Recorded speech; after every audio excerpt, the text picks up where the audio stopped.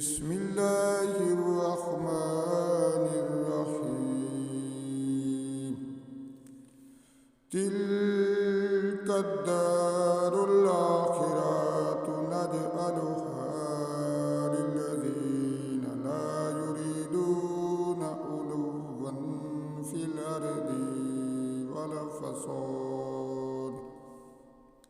والعاقبة للمتقين من جاء بالحسنة فله خير منها ومن جاء بالسيئات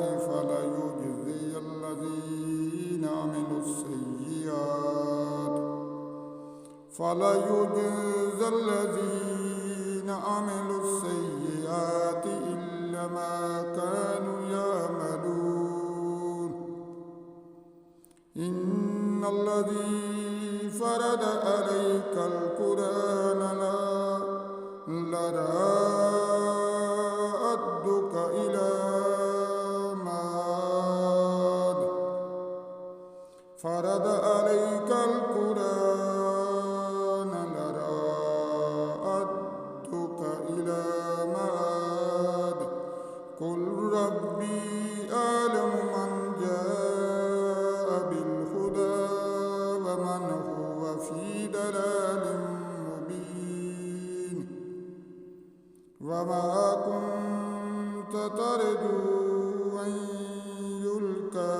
إليك الكتاب إلا رحمة من ربك